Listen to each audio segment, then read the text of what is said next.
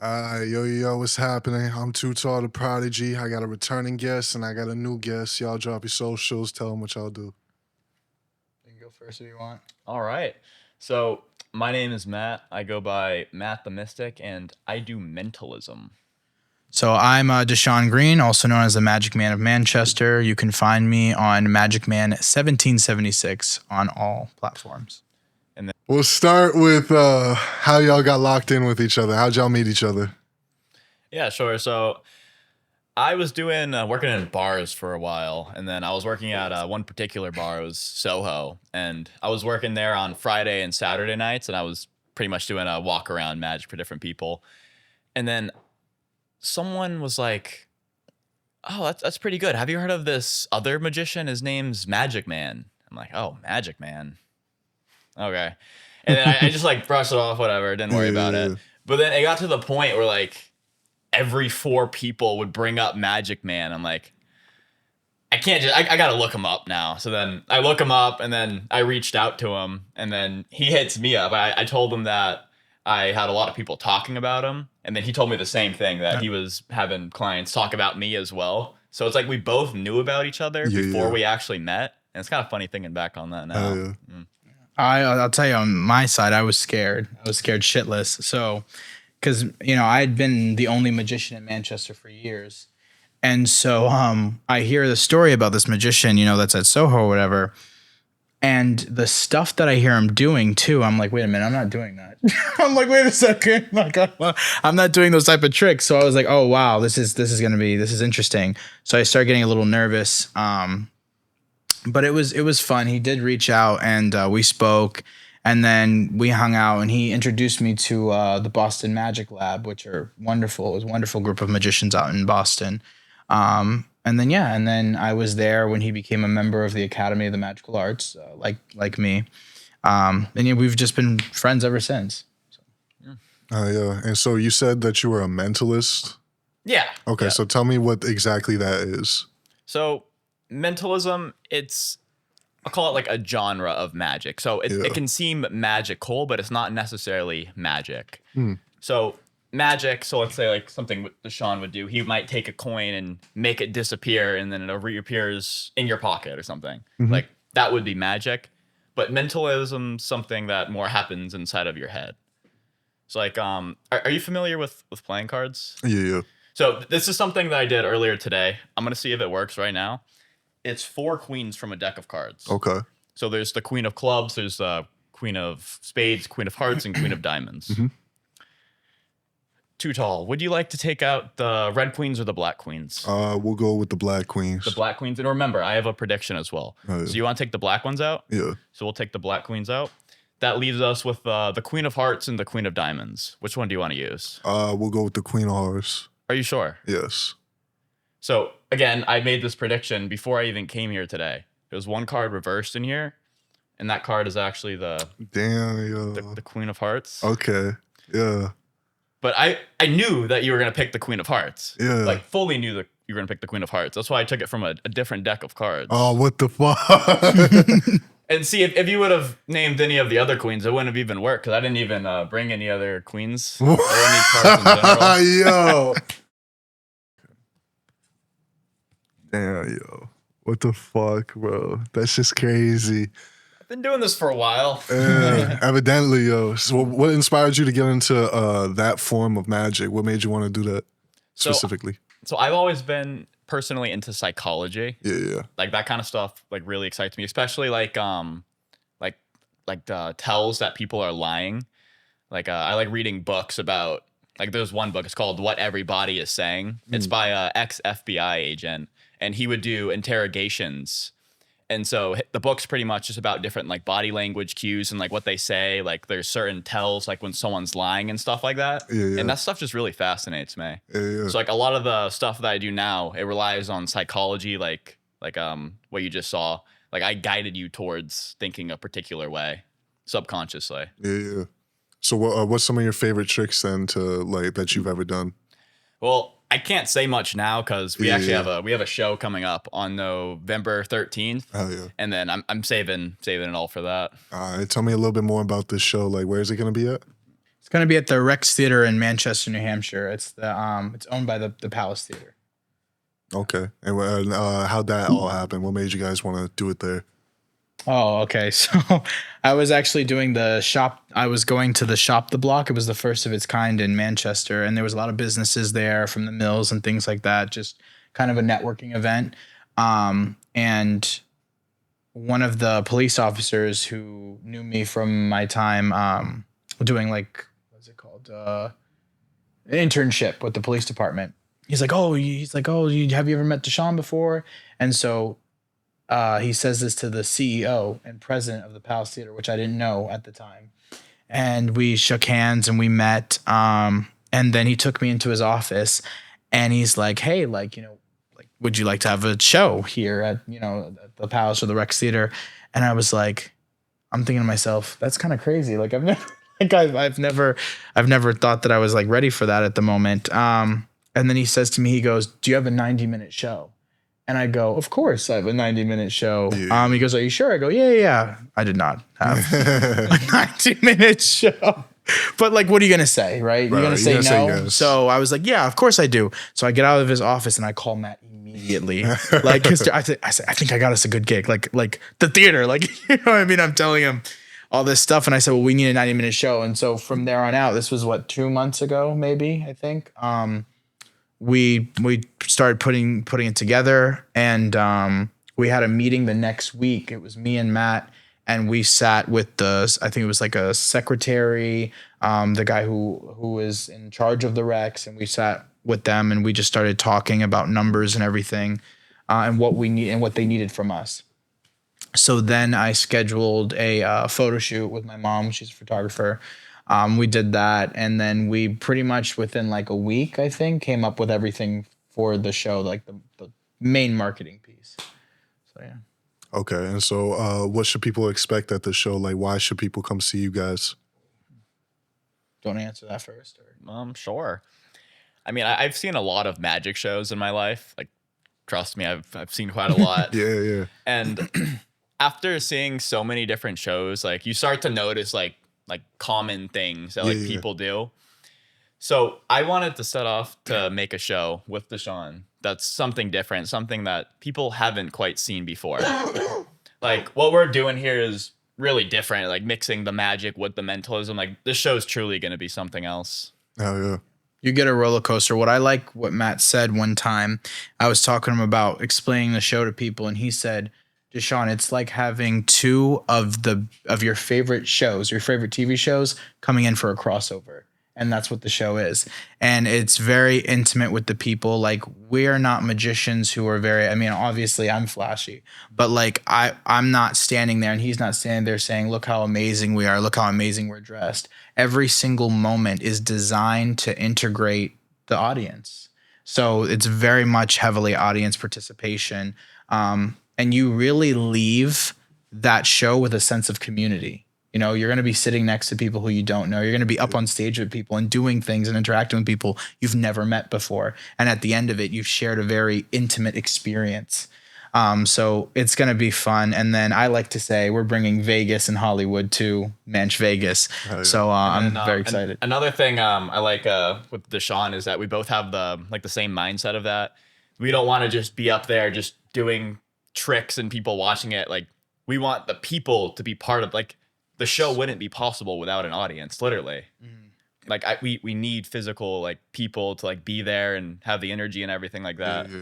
So it's really gets everyone involved. That was the goal. Yeah, it's very exciting, and we're utilizing thousands of dollars of technology, and I'm so excited. So you will see lights, you'll hear good music, and it's a theatrical production of nothing that I think honestly Manchester has probably ever seen, which is really exciting. Have you ever done anything close to this, either of you, akin to this kind of gig before, where you have had this much control over the whole event? No, not me personally. I haven't. I personally haven't. Most of my work lately, it's mainly weddings, and then I do corporate companies, but nothing on this scale. Weren't you guys saying that you did funerals together? Oh yeah, that was a joke. Yeah, we do. We totally do funerals. So if you need a funeral, don't call us. Don't call us. Don't call us. Oh really? Oh yeah. Oh my goodness. Yeah. No, I would never do that. But yeah, it's a fun. I'm really excited for it. It's very fun. Never done anything like it before. And what's cool about me and Matt is we have the same training. So the training that I got in Hawaii when I was out there, he literally took my spot. Like as soon as I landed, he left and did it. So we have like putting together a show. It's like the same mindset because we were trained by the same amazing magicians. Hell yeah. And so, who are some of your like magical like inspirations? Some of mine we got David Blaine. He's a big one. He really brought magic to where it is today, and a lot of this probably wouldn't be as the same scale without him. That's true. Mine would have to be funny enough, probably Darren Brown, which is a mentalist. Yeah. I love Darren Brown. I just love the showmanship of how he does things. And then Shurogawa, which is funny because I became a fan of his after meeting him. Yeah, Seems incredible. Yeah, he's really, really, really good. I mean, he's really funny, really talented. So I just try to think to myself, what would Shoot do? And then add a little bit of Hollywood to it. And because he's very much not Hollywood, but like I am. So I try to add those things together. Not too tall. Are you familiar with the Amazing Kreskin? No, I'm not. So he was a magician. He was his prime was in like the 70s. So he was on like the Tonight Show and all these other shows. Okay, yeah. And he was a mentalist, and he was known for every time he would do a stage show or whatever the event was, he would have the venue owner hide his check somewhere in the theater, and then at every show he would find the check every single time, 100% of the time. It was either get paid or don't find the check. Yeah. Oh wow. Yeah, do you know that? I did not know that. We will not be doing that. I want my check. So yeah, no, that's cool. I didn't know that. That's actually really, really fun. And that adds like almost like even a cool marketing thing to it. That's really neat. Yeah. Could get the show for free. Yeah, that's true. That's very true.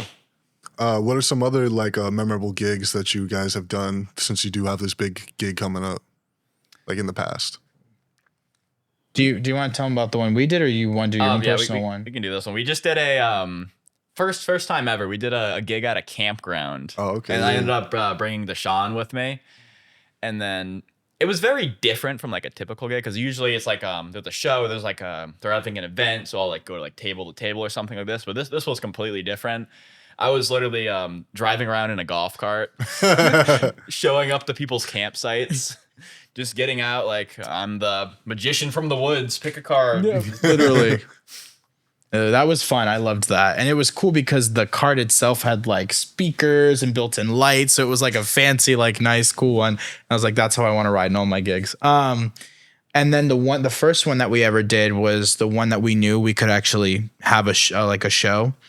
Was the American Legion. We did that. And it was a duo by accident. I was supposed to open up for Matt. And Matt's like, ooh, maybe you should do like half your show. I'll do half of my show. So we ended up doing that. And I still don't think we knew it was a duo. It just happened, right? Because that's what it is. You do half and half. And then after the show, that's when we knew we had something because the amount of people that came up to us and was talking like, oh my God, this was great. Like, do you guys go on tour? We're like, yeah. We do this all the time. I knew the show was okay when the owner said that we brought in a bigger crowd than the bands do, and that more people showed up than any of the other events they've had in the last couple of years. So for me, that was like, okay, we got something. Yes. Here. Yeah. People were just going crazy about it. And there was one thing that someone had said that I really loved, that it was like a roller coaster because we have such different vibes and different magic and different performing, like, and we're, and, you know, not to toot our own horn, but we're both really good performers as well. But it's still separate. You know, you're going to see me, you're going to see him, you're going to see all these different things. And you just get this different flavor, but there's still good flavors. Like putting, what is it called? Like buffalo sauce on already good chicken. I mean, it's really good stuff. That made me hungry, What's y'all's favorite foods? You want to go first? God, I don't know. I'm pretty cheap. Yeah. I like pizza. I Can't go wrong with pizza. like true. how you like your pizza. Probably cheese. Yeah. If I'm really feeling it, I might get buffalo. Plain Jane Okay. or buffalo. Okay. I like Italian or Hispanic like Okay. food. Italian though is really good. Love Italian food. Anything that I can't afford, I like it. Well, you got the show happening in Manch Vegas. What's your favorite places to go eat in Manchester? That's easy for me. Diz's. Yeah. I partner up with Diz's all the time. Wonderful owner, Judy Window. But yeah, their food is great, and the way that they serve it and the way that they cook it, the way that they are, it's like going over to Judy's house and like it's being like made like that. It's a very like homey environment. I like it. This is pretty great. I can attest to that. Yeah. Very good. What about you? You got a favorite spot? Or are you just going to co-sign Diz? Favorite spot? Yeah. We're gonna have to go Domino's. Okay. Yeah. You really love pizza. I love that. All right, How about you? Oh, in Manchester? Yeah. Man, I fuck with Taj India. I'm always trying to tell these more, but look at him. He's already laughing and Taj. shit. I fuck I with have to Taj try India. that. I have bro. never Y'all- heard of that. Bro, it's on Elm Street. Y'all sleeping. Go eat there. If y'all in Manchester, go eat there. These motherfuckers need your business. Okay. What type okay. of food is it? It's Indian food. It's Indian? really I love fucking good. Indian Everything on that menu slap, and I've been there a bunch of times, bro. I Everything have to good. try it now. Fucking. That's where I'm going. Ooh. But I want to touch upon a little bit more about your time in Hawaii. Tell me what that experience was like for you. Like, what was your experience? Yeah, so my experience over there was pretty good. It was nice being able to do an internship and kind of see how an actual magic show ran things. Some of my more memorable parts on it were helping them out doing the private events. Like we did a private event on a private yacht, and that was pretty cool. Just like being able to set everything up. I went over all the sound stuff, so just it was pretty cool getting that experience. Have you ever traveled like outside of the country before, or is that like Outside of the country, obviously no. Hawaii's in this country, but you know, It doesn't feel like it. Yeah. Yeah, I think about Hawaii all the time. Best Yeah. food of my life, hands down. Yeah, what Not were you even eating close. out there? Was it pizza? Not pizza. Not pizza. Raw fish. Okay, yeah. I liked they called it it's called a poke bowl. Oh yeah. They have them over here, but I don't. It's It's a different. different level. Yeah. More authentic. So what Yeah. was it? What was it? So my favorite one, it's called a teriyaki poke bowl. So it's ahi tuna. Mm. And then they put like seaweed, teriyaki sauce, some sort of rice. I don't really know what they put in it, but they just mix it up, and it's incredible. What other places have you traveled for like to do gigs and stuff? I've gone all around the U.S. Mainly staying in New England. Like I do a lot of work in Vermont and Massachusetts. What's your favorite place that you have been? Was it Hawaii? Yeah, definitely. Yeah. Not even close. Just so expensive. What's let's see, my fault, brain fart. You mentioned something about the marketing earlier, how you appreciated the marketing of whatever we were just talking about a second ago. Yeah. How do you guys plan on marketing your show that's upcoming? So I would say I'm pretty much like in charge of doing most of the marketing for it. I think one, I do it no different from like how I market myself. It's just it's got to be a bigger scale because it's both of us. And it's at the Rex. I always do by land and by sea. So by land is like word of mouth, actually physically going, talking to people. We have business cards to hand out that have you scan and you're able to get tickets. And then by sea is by like looking. So social media, I have little fun stuff planned for that. I have some friends in Hollywood that's going to be filming their stuff as well to kind of help promote the show. And so I always come up with like different cool things, like maybe niche fun things that people can see on social media that will catch their eye. And then it's like, oh, and then I tell you about getting the tickets down below or getting the tickets in the bio. So just kind of having people aware. And then obviously like going out and wearing crazy things like this to people ask like, oh, what do you do? And then I start talking about that and then try to get them to buy the show. One strategy that I've been doing is my social media presence isn't that great. It's definitely getting better now. But now I'm just trying to get videos out daily of just performing magic, like anywhere I can, like at parties, on the street, whatever. And just to do that, to try to get some more followers, and then eventually I'm gonna start posting about the show more. But really, I'm just trying to bring people in, kind of. And so, have you guys ever had anybody like call out your magic trick, be like, "Oh, like I know how you guys did this, woody woo," and if so, like, how do you deal with that? Yeah, how do you deal with like a heckler? Usually, I'll fight them. Yeah, that's the way to go. It's the only way to handle that. It's funny, yeah. It depends on the situation. I think like with both of our experience, I think we decide what it is. Like if it's like I like to call it an alpha male situation. I bumped into those a lot when I was on the street, where there's, one guy and a group of very attractive women, and then you go up to try to show them all magic, and it's like, these are my women, right? So you almost have to come in like a gazelle and show the trick to him first, and then he's impressed. Then you're allowed to spread out to the women. Right. And to be fair, I had no interest. I just want to share magic, but to them, they're like, you can't be here. And heckling's not just in magic. That's like anything, for sure, especially in entertainment. Oh yeah. But definitely over the years, I don't get heckled. Like when I was first starting, like I got heckled a lot more. Right. Now I got lines and everything. I dare you to heckle. Yeah. Yeah. It's fun. Yeah, you can turn it, like sometimes you can like let the person be a jerk, and then everyone else is like, hey, I want to see magic. Like you're being, and you can kind of step back and let that play out. Crowd mentality. Let that play out. Or you can play into it too. Like one of the things actually I think we had talked about is there are some magicians that someone will heckle, or they'll try to be the funny guy, or just have a spotlight on them. And then magicians like, I don't want that. Like, I'm going to try to shut that person down. For me, I think it adds to the show, especially if you are funny. Like, imagine if there's a line that is shot out of the crowd in an awkward silence that you accidentally created. They had your back, essentially. Even though it was about them getting the attention, let them have it. First of all, you paid tickets to come see me, you, us, both. You didn't come to see that person. So it's not like you're taking much from me. You can have your moment, and it creates more of a moment. So it depends though, obviously. If you're just being downright disrespectful, whatever, there are ways to kind of mitigate that. I've had hecklers who are like talking shit to me, and then after a conversation, they end up hiring me. Yeah. So it's about trying to figure out in that moment what is the right fit. And it takes years of practice. So. What's some shit that you guys love about performing, and some shit that you hate about performing, like magic? I'll go first. What I hate about performing is I get extremely hungry and extremely tired after performing. I don't know how it is for you, but like I get very fatigued, especially if I put my all into it. Like I'm just like on the verge of like falling off, but also needing like energy back that I've used.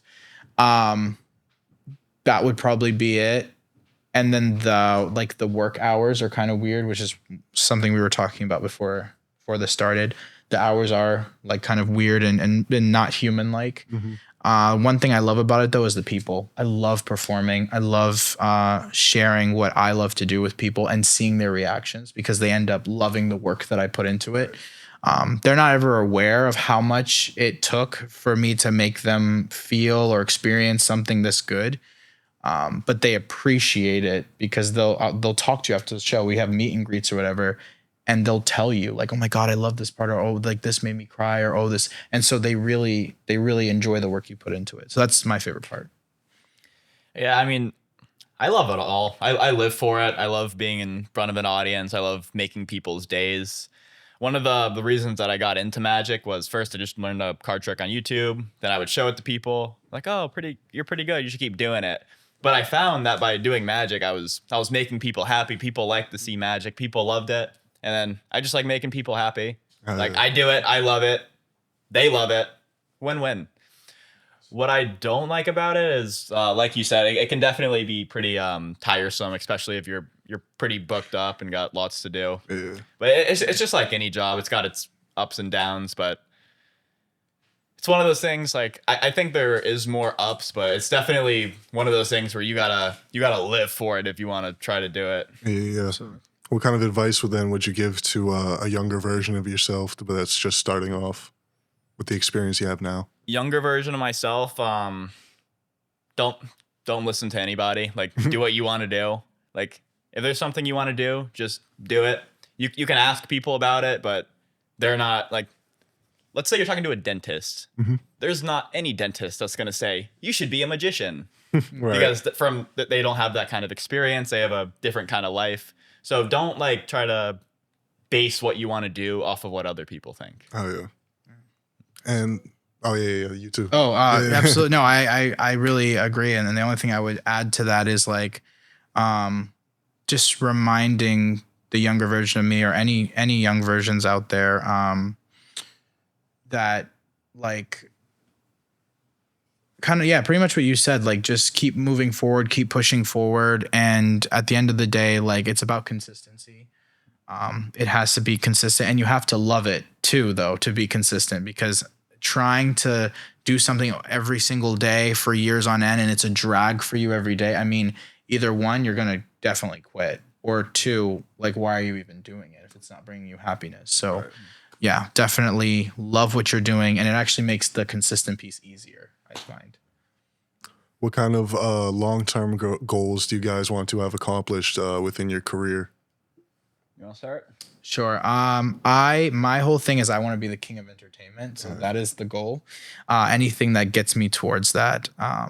And specifically for this show, my hope is to go on tour, at least in New England, and then we'll reassess and then maybe go overseas. Oh yeah.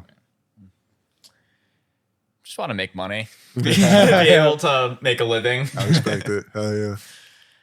Like, yeah, so in 10 years, like ideally, like I'd want to be doing like a lot of corporate work for bigger companies, maybe like Apple and stuff like that.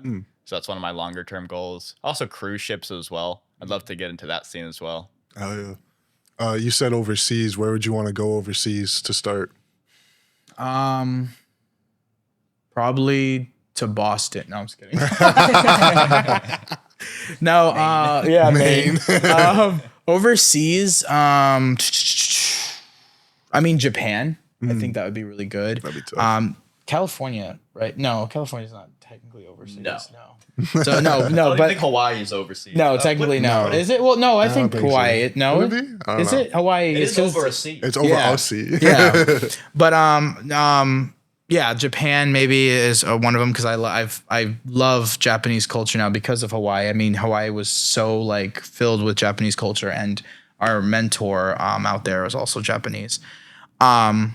But yeah, one of my goals though, not overseas, is California at the Magic Castle, because I was not able to perform like headline at the castle. I performed, but I didn't headline there, and I want to bring our show to the castle for at least a week. Have you been to the castle? I have not. Okay. I've been a member, but I've just never had the chance to get out there. Is that something you ever see yourself doing? Yeah, no, I'd love to one of these days.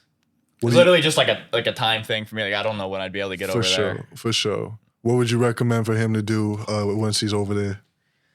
Everything, literally see all the shows. You know, it's depending on how long you stay. Let's say you stay. The first time I stayed out there was 3 days or 2 days, 3 nights, and yeah, just go every day, like every day that you're out there, because unfortunately, it works like Disney, where like you're only gonna see maybe like you'll be at the castle for 5-6 hours. You'll only see one show, maybe two, depending on the day.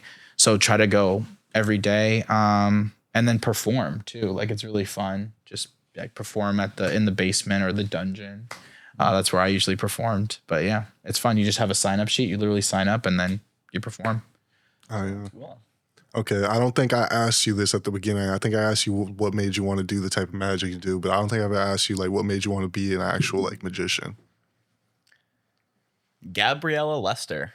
Okay. Out Who's of all, that? of all people. So she's a magician. Mhm. She actually have you heard of the movie Now You See Me? Yeah. So they're actually Oh, doing a live version of it, and she's part of the cast of that.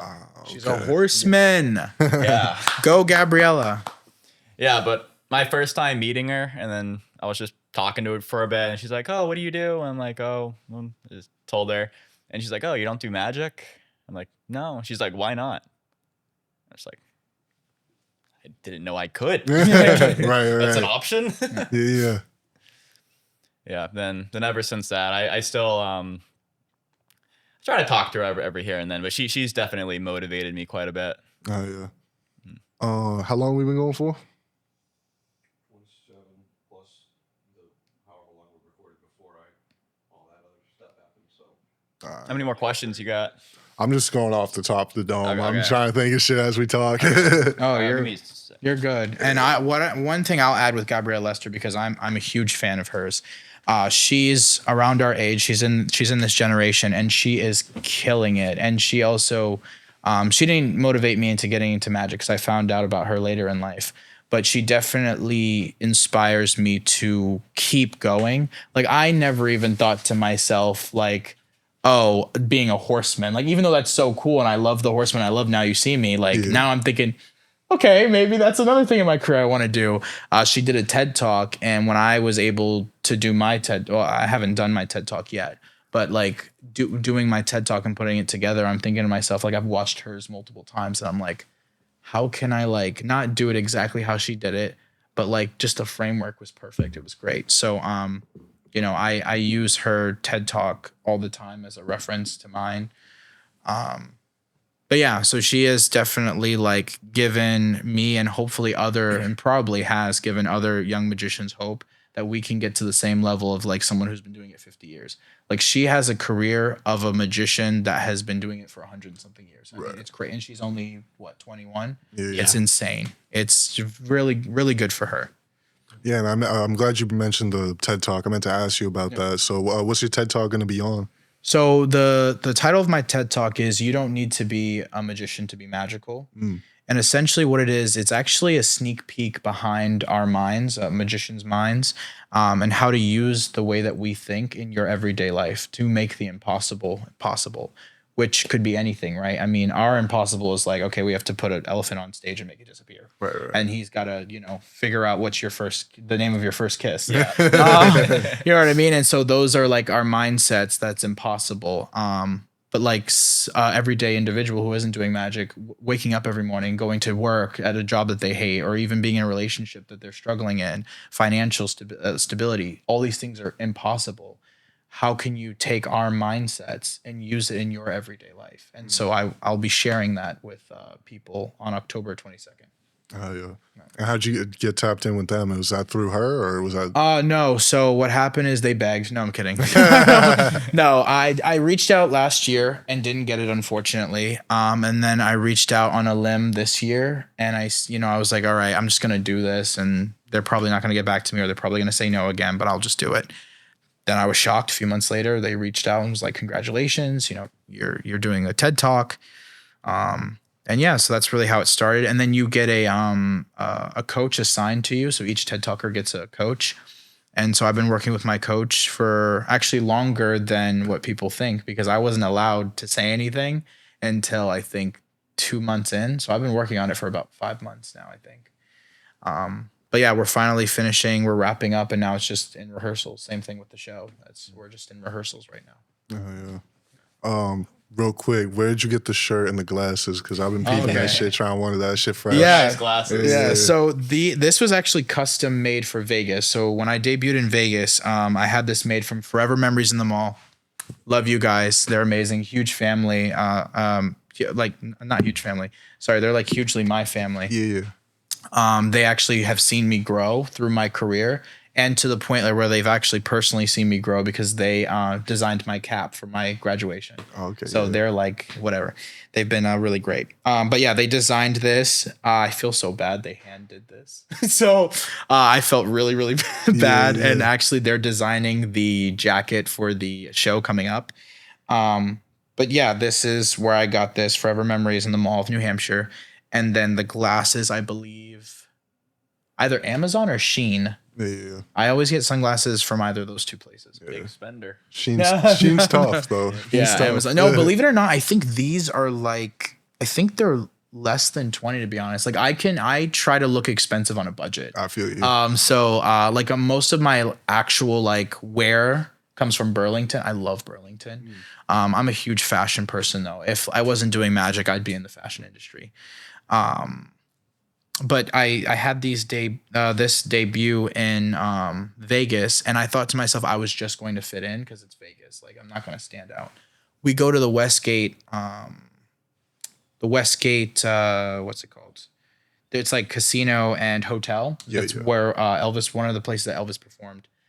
And people are walking by and they're like, oh my God, I love that. Like they were acting. And I was like, oh, so I still got it in Vegas.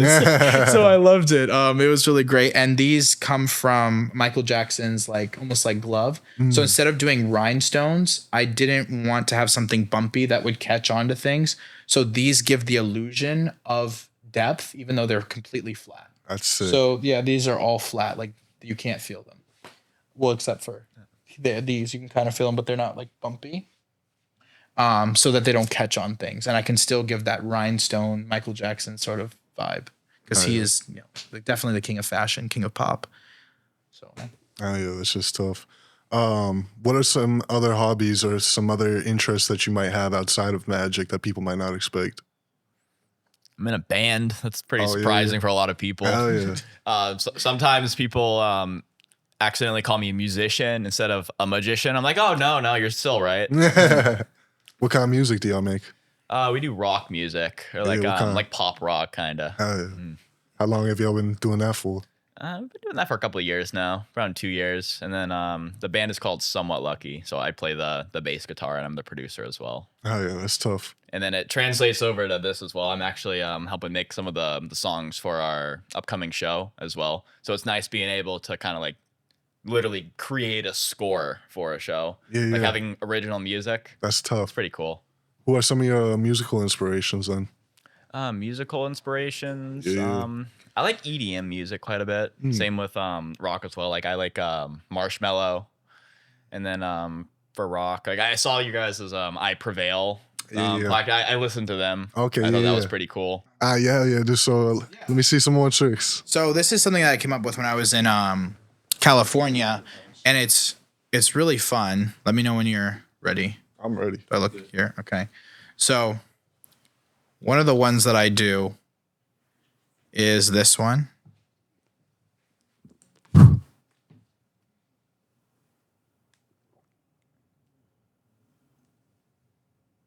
then you can have it, of course, jump from fingertip to fingertip and back. And then I love that one.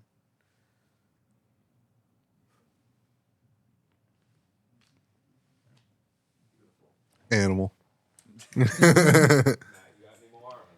Yeah. This one's gonna keep him up at night though. All right, let's do it. I like that shit. All right, I got a deck of cards over here. Let me just gotta randomize them a little bit.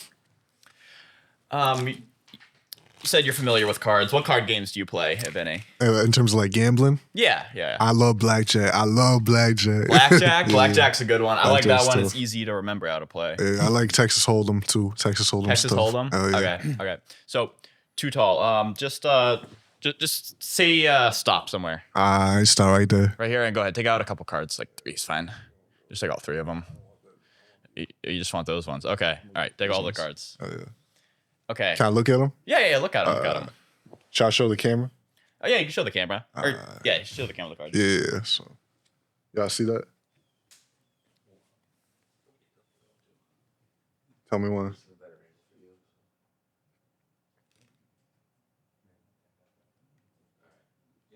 All right. Okay. Choose one of the cards. We don't need all 3. I bet that. Which one do you want to use? I'm gonna use this one right here. And put it like halfway in there. Perfect. And then the camera got to see the card as well, correct? Yeah. All right, perfect. And then I'll go ahead and give these one more shuffle. And too tall, I'm going to try to have you find your own card. Okay. Yes, I'm that good. All right. Okay, here we go. All right, go ahead. Cut the cards anywhere you like. Doesn't matter. Yeah. Okay, yeah, just cut the cards anywhere. And then, just mark the card you cut too. All right, it's right there. All right. Now, you guys also the card. Sean, did you see the card by any chance? I didn't actually. You didn't? No, I didn't. Okay. So we got a card. You cut the cards. right. This is where you cut, right? Go take a look at the card that you cut too. Damn. Yo, what the fuck? Yeah. Weird. Here, one more real quick. I could take these back. Just take any one of the cards out, but don't let me see it. Any card you like. Okay, go ahead. Take a look at it. Okay. Don't show the camera this time. Only you look at it. And then once you got it, hold it against your chest. Okay. All right, you got it? Yeah. I'm going to try to guess what card you're holding just by reading your body language. Okay. Okay, hold out your right hand for me. All right.